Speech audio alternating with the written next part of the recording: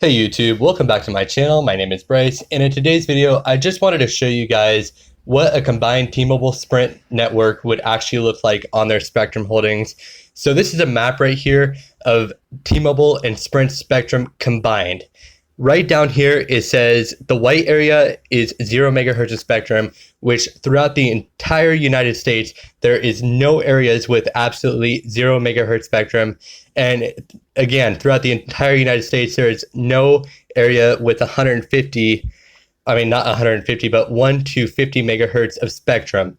So all of it is 51 megahertz of spectrum or above. Now, the 51 to 100 megahertz of spectrum is mainly these light areas right here on the map in yellow. And that's about it. It's mainly just in Kansas, Nebraska, and Iowa. But other than that, there is no other places with 51 to 100 megahertz of spectrum. It's all 101 or above megahertz of spectrum.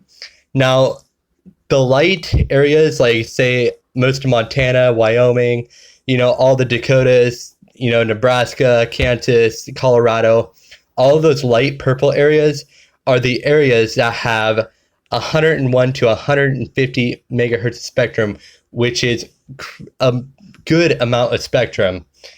All the dark purple areas are where T-Mobile and Sprint combined would have 151 to 200 megahertz of spectrum, which is actually one of the areas that I live in.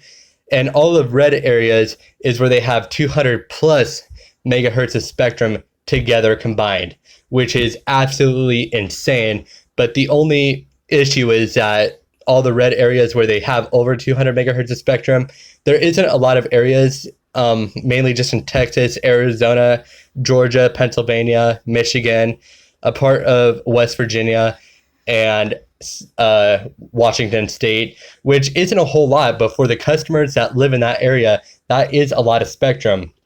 But you know what? Even over 100 megahertz of spectrum, which is in most of the areas here in the United States, that's a lot of spectrum. So this is going to be very good spectrum-wise when T-Mobile and Sprint does merge. I just wanted to show you guys this real quick so that way you can get excited about it. But as of right now, don't get too excited about it because this is going to take a long while to build out and, transfer all the Sprint towers over to GSM.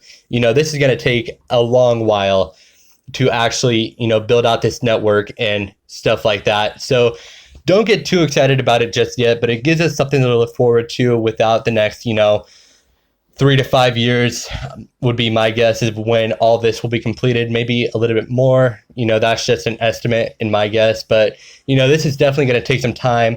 Anyways, thank you for watching. Please rate, comment, subscribe. Make sure to give this video a thumbs up, and I will see you guys on my next video.